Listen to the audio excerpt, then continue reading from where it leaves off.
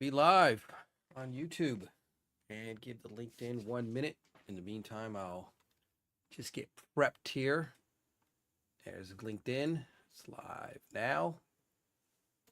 And I need to fix something. How's everybody doing? 1 second here. I need to fix my browser. There we go. Awesome. And I need to mute this and then we're going live. Good. All right, everything's up and running. I can see the chat's coming in. Cool. Hey, everybody. How you doing? So, this is going to be very, very quick today. I've only got a couple articles. A voice, struggling. I got sick. Then my son got sick the next day. Then my wife got sick 2 days later. So everybody's got it. Everybody's almost got it out their system. That's one good thing. Done and over with. It's been going around Singapore a lot. A lot of people been, I guess there was spikes about COVID. I got an SMS about it. I don't know. And I didn't have COVID though, but there was other flus and things going around. I guess I could just say I'm just glad I got it and got it over with. It happened on my son's school vacation, so at least he's not missing a lot of school either. Okay, with that, we're going to hit the articles real quick this week because I missed last week. And I didn't really want to miss this week, even though my voice is a little hoarse. But yeah, and I've got a busy day ahead of me. So let's get right into it. Right off the bat, I thought this was a really good article. I just love the creative ways hackers come up with new things to, well, get money. A lot of people think, Bitcoin's always going to be attacked because there's so much money in it. Yeah. Or going after their individuals and getting to their bank accounts and things like that. But this is always a good way to see that people forget gift cards are actual money to get products with, right? And then products can be resold and make it harder to track. And then they sell the gift cards on the black market and things like that. So this was a really good thing to think about for people who like to buy gift cards. If I always like to say, if the deal's too good to be true, it probably isn't true. And my advice would always be, when you're going to buy a gift card, try to go directly to that vendor's website, right? Now, I think you can buy gift cards. Let's say an Amazon gift card. You can buy it in their app and then send it to somebody. So you have digital gift cards. I guess that's a little sad if you don't want to buy somebody a gift. Okay, cool. But they don't even want to buy them a gift card. So here's this digital thing. Like, do you even like the person? Why give them anything at that point? You know what I mean? Like, okay, cool. Here's this digital thing you'll never see. That's how much I care about you. So anyways, that's what I would definitely take note of whenever you're buying these. It's more from the person buying it, unless the company has identified those codes are bad and they try to block them. The problem then would be, as I go to redeem the cards, it's not good anymore. I don't know how the companies are handling that. What I would say though is, first off, just buy from legitimate sources. That saves you the problem. And from a company's perspective, this is always going to be a challenge because, somebody uses a stolen credit card to get the gift card. I give them a legitimate gift card and then they go and, resell it or use the gift card for products. It's basically a way of laundering and cleaning money. If you really think about it, it's just multiple steps there from their perspective, and reducing their risk because, you don't have to go in person to buy gift cards. So digital gift cards are just another avenue of making it easier for hackers. Maybe not everything needs to be digital, but if you are a company who uses digital gift cards, you definitely have to take better security mechanisms with this, because once again, it's just another avenue for them to clean their money. But this is on a rise. Worth looking at the report, but the numbers are shooting up. 60% increased activity in 2023, end of last year. So just good to note this is out there. If you're a company who deals with gift cards, protect yourself. Just when we thought it was over, another U.S. company that is a healthcare provider, data breached. Now, the one thing is we have the rule in the US law that says you need to start disclosing this sooner. So anybody that was affected should be getting, I guess, letters or emails and stuff like that. They started sending them out this week. Oh, sorry, yawning, still struggling with the medicine. A little bit of drowsy medicine. Look, postal address, date of birth, their diagnosis, the medications that they need. And people say, well, okay, so, as these things aren't bad, if I know a lot of people are looking for a specific medication, there's a lot of good and bad things that can come out of this.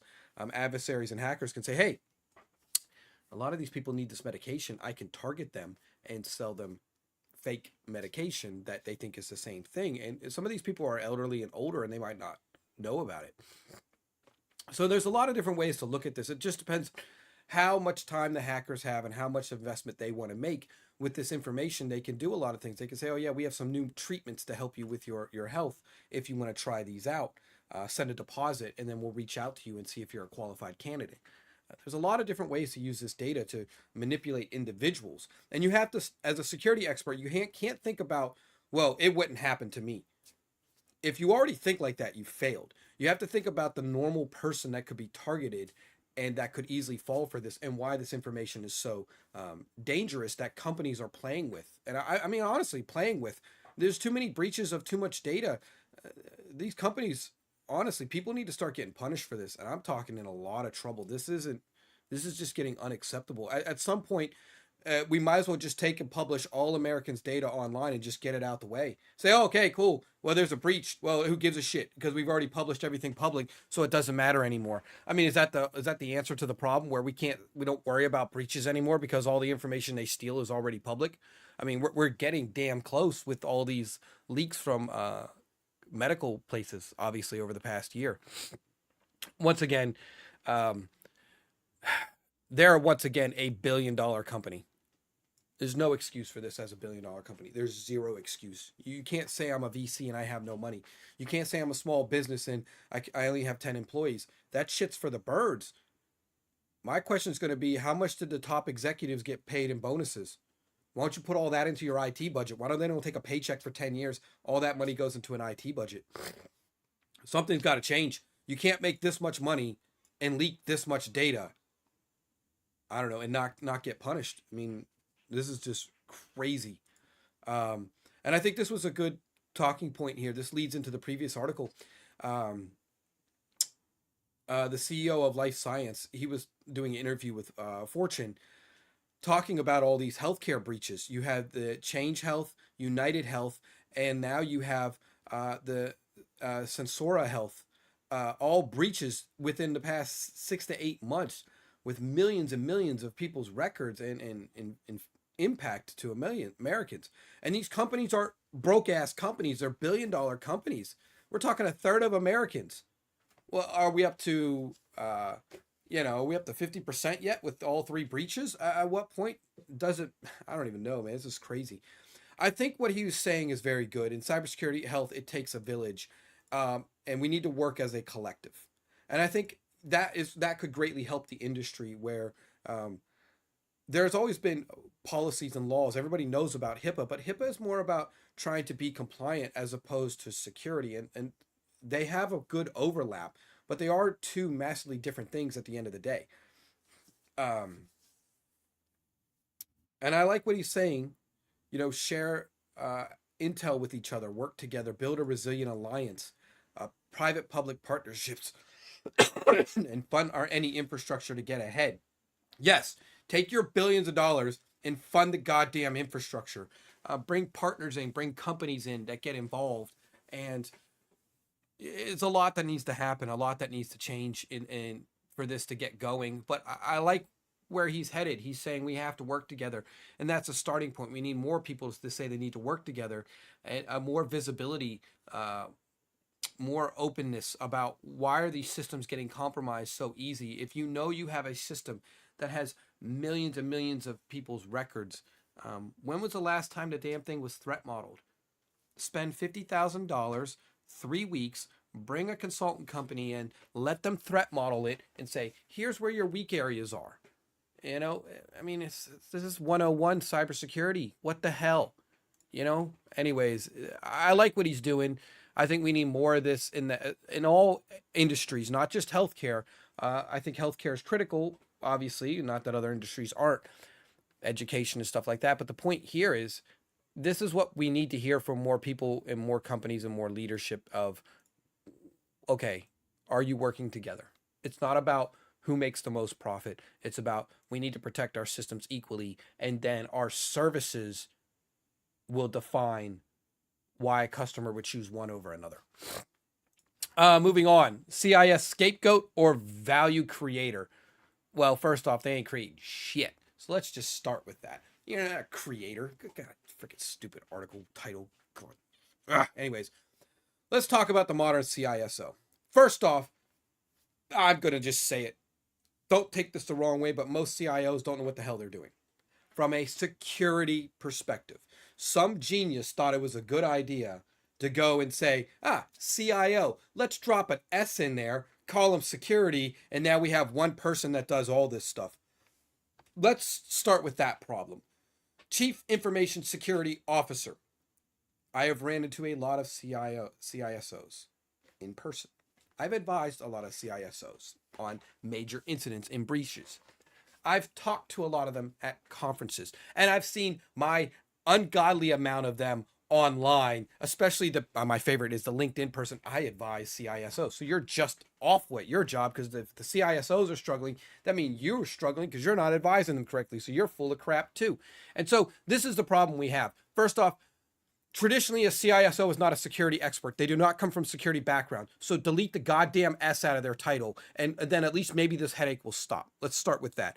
And yes, there are those 1-2% who start with a security background. But if I can't explain basic cybersecurity stuff to the person, then how can they make very complicated, important decisions for the business? I don't agree with that.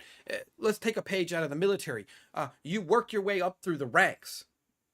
And that way you kind of understand what those decisions you make and how it impacts your lower ranked individuals. You just don't come in and say, I'm a 2-star general and I've never done all the work, right? My problem with CISOs is they don't, most of them don't have a security background. They don't have, some of them are like, oh yeah, I've done some tech work. I don't think you earned it. I'm going to say that bluntly. And let's start with that. Now, if we move on, Proofpoint did a interview, so you can always take the data for what it is, but they say 61% are unprepared for cybersecurity attacks and feel their organization is a risk of attack. Well, let's start with that. First off, 100% of you dipshits. It's not 68%. My organization's perfect. Oh my God. So you're telling me there are 32% of you idiots who, for God's sake, doesn't think your organization is risk of attack? Why the hell are you even a CISO? The default starting point is we're always at risk because somebody in another country wants to break into your system. Who the hell said no to this survey? You should be fired. You suck at your job. Everybody's so damn nice to these people. I'm not going to be nice. I'm tired of this shit. It's 100%. Okay, cool. Now, 61% feel you're unprepared. Look, I think that is a fair number in the world of cybersecurity, right? And mainly because you want to feel like your team is doing a good job. That's still a high number, but you want to feel like your company is progressing and the process is working and the training's working and your employees are closing tickets. But this number here just makes me want to scream. How the hell? My organization is risk. No, it's 100%. Everybody who said no to this, you suck at your job, period. There's no other answer for it. Look, let's look at some of the advice here. Bring your board on board. It's kind of a no-brainer. I think the board needs to be aware of what's going on, because here's the problem with the board. The board has one flaw. Well, they're only good at one thing, which is ensuring that the company is making money. That's part of the problem with the board. Is it we're looking out for the investors? Is it making money? Is it always making money? Okay. Well, that was in 1998, bro. It's 2024. The board's role needs to change. If you ask me, I would create a law that makes the board accountable for cybersecurity. You want to be a board member? Cool. Guess what? If the company has cybersecurity issues, you're accountable for it and you can take some jail time. How about that? And that's what I think. That way you can't just use the excuse, well, our goal is to make sure the company only makes profit. Okay, cool. Great. Now you have to make sure the company makes profit in a safe and secure way. How about that? How about we amend those? And so, yeah, bring the board along, but only if the board cares about cybersecurity, because if they don't, then this isn't going to work, right? File the SEC 10K. Yes, this is important. So this is that new rule that came out related to disclosures for the U.S. at least. Now, the U.S., bluntly, sucks at creating cybersecurity policy. Look, just take what UK does, modify the English because tire doesn't have a Y in it. It has an I. So update the English and then just use the damn policy and you're done, right? Get something on the books. I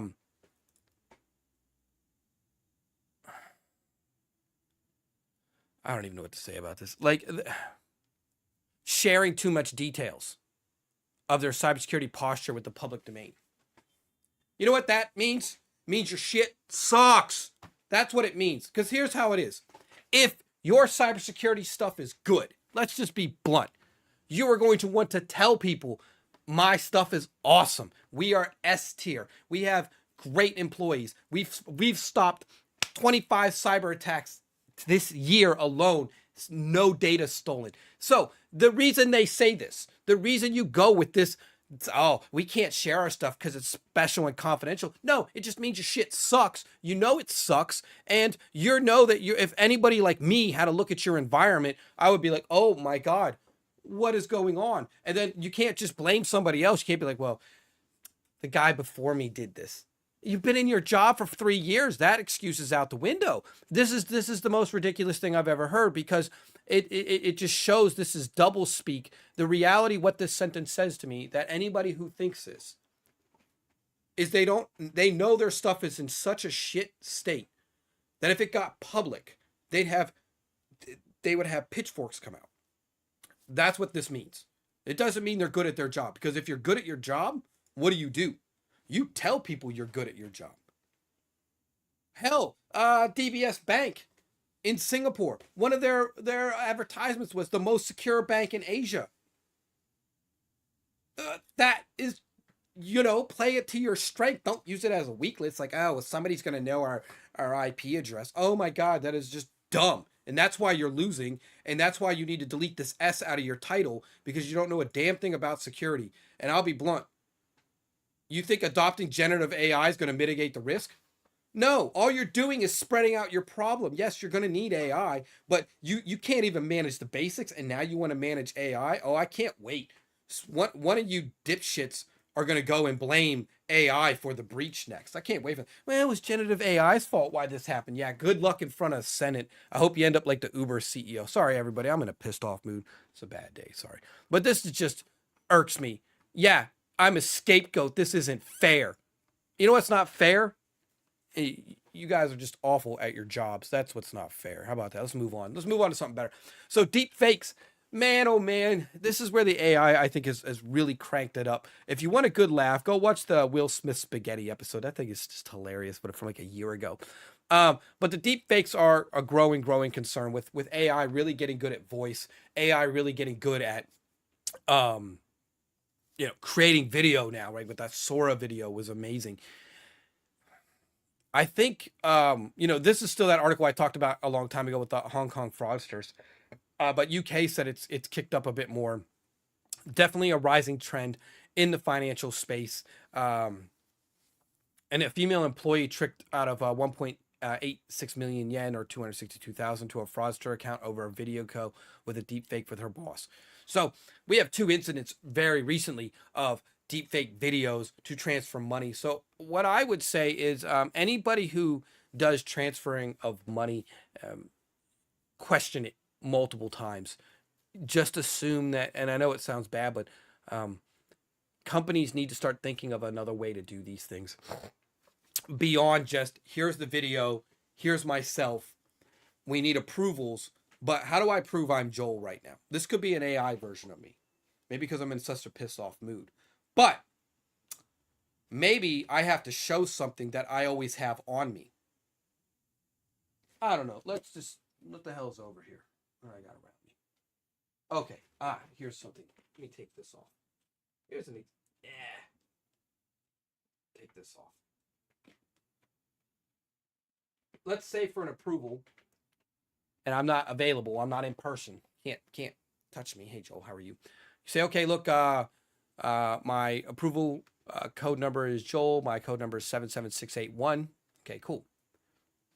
And here's my PIN right now. Now, That's still not the best thing in the world, because if the hacker's been watching you for 6 weeks, and every time I do a bank transfer, I show my Rick and Morty Pickle Rick pin, okay? Eventually they would figure it out. But right now, there's not a lot of technology to really help with deepfakes. So maybe you need to put more processes in. It doesn't have to be the best process. It just has to be some process. You could even put in code words, right? Where you say, hey, what's your word or your code? What's this? Okay, now I need you to go to the multi-factor page, do the approvals.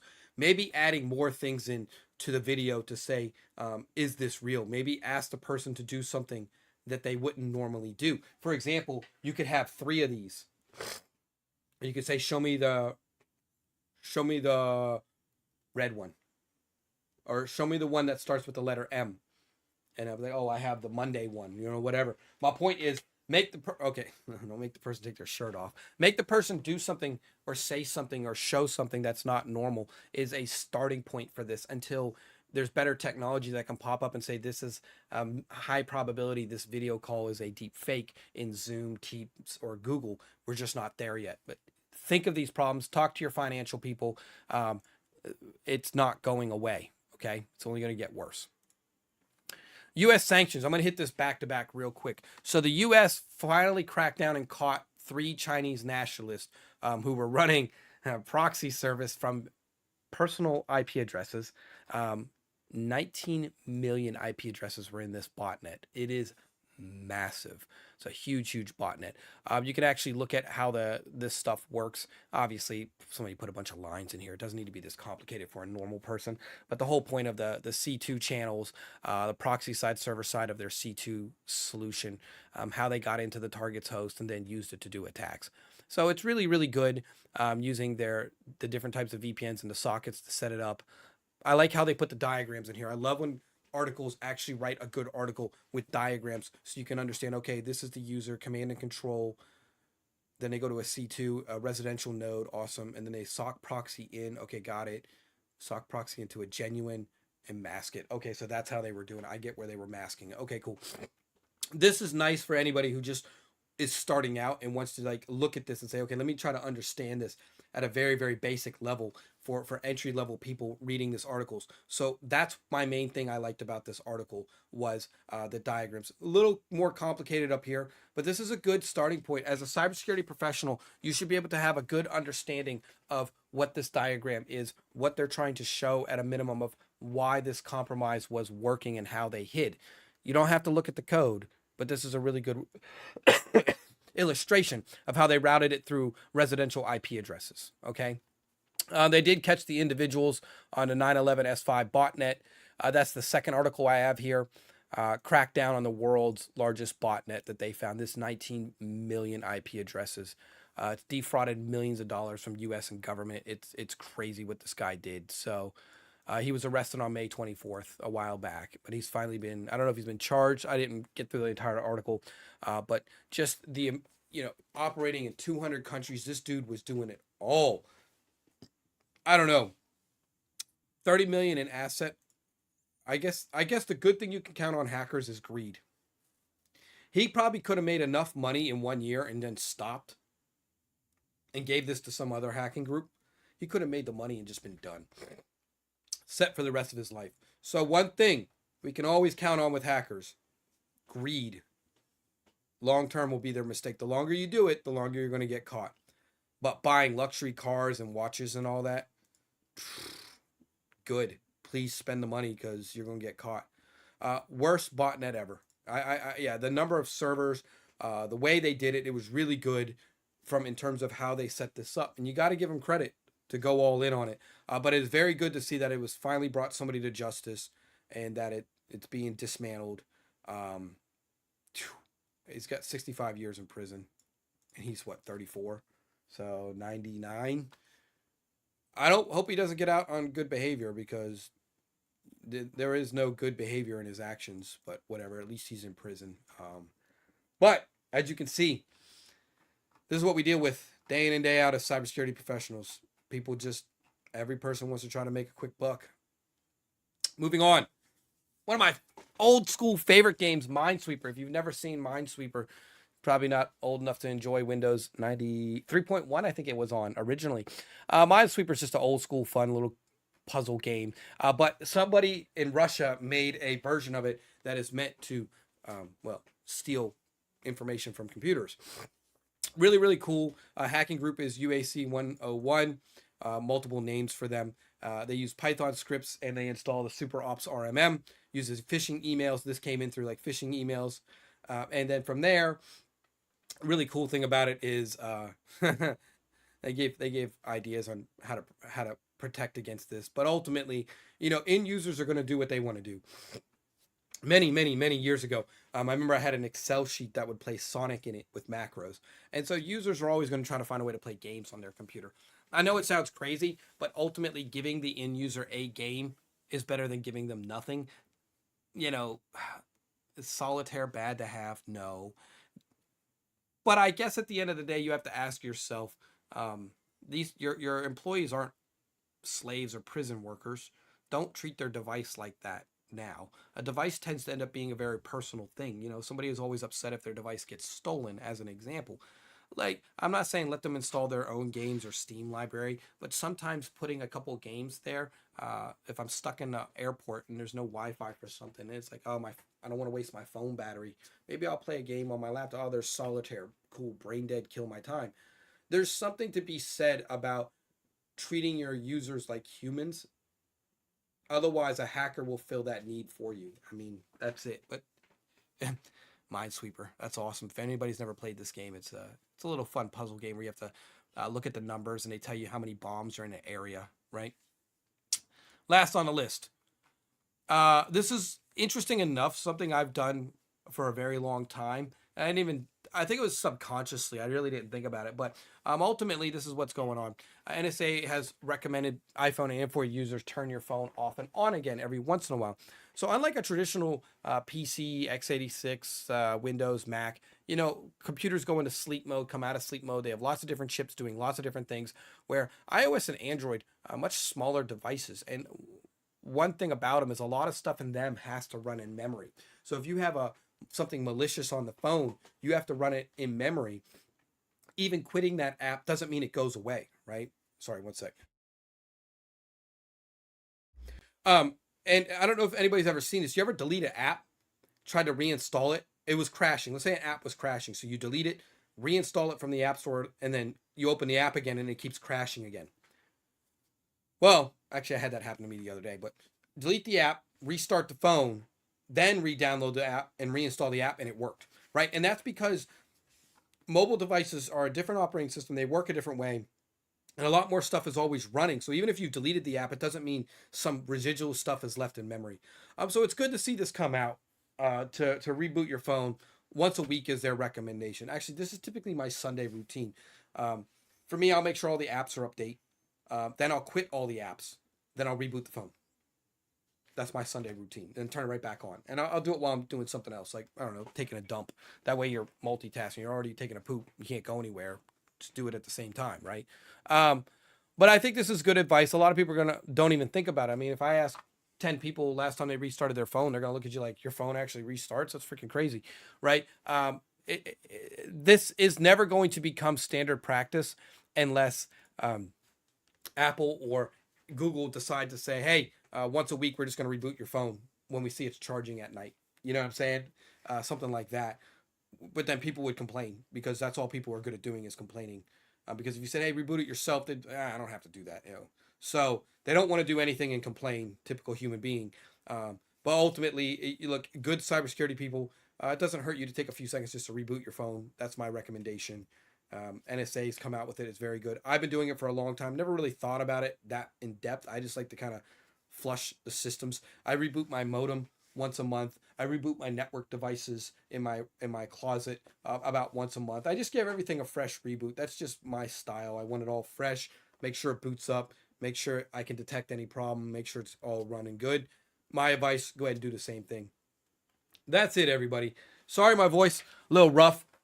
This was very ad hoc. I wasn't going to do it, but I was like, damn it, I want to get behind it. However, I am going to create at least I've got 1 or 2 videos I've been working on in the background that I need to edit. More the traditional YouTube upload. I want to talk about the Windows recall feature. A lot of people are pissed off about that, and I would say I agree mostly about being pissed off about it. But there's some things and behaviors that I'm seeing from the cybersecurity community that I don't like, and I want to address those when it comes to the recall feature that Satya was talking about in Windows 11. If you're not aware of it, that whole episode, I'll take care of it. The other one, I think I've talked about this. I really want to do a gaming episode because I play a lot of video games, and I do want to talk about cybersecurity in gaming. For anybody who's in gaming, look, the gaming community is both one of the best communities and one of the biggest about bunch of douches at the same time. You know what I mean? You can have fun playing a game, or you can go into a Call of Duty chat and be called every swear word, and I think 8 people have slept with my mother within that team chat. And so look, it is what it is, both the cool community and a bad community, but I feel there might be some value in just kind of educating other people about what goes on with the cybersecurity in the gaming realm. Even if you don't care about it, I always feel knowledge is power, right? With that, anybody who watches the video, once again, thanks for checking it out. Leave a comment. If you're a CISO, sorry if I hurt your feelings. I just think that role is in a very dangerous place. I think it's too much for one person to handle. I think putting 4 letters into the title already shows it's a problem. You know, next thing you know, it's going to be 6 letters, and you might as well just, I don't know what to tell you to do. Just go back to a CSO and a CIO, split them up, different roles, different people. There's just too much for one person at the end of the day. And with that, thanks everybody. Keep it candor, and I'll see everybody next week. Take care. Bye.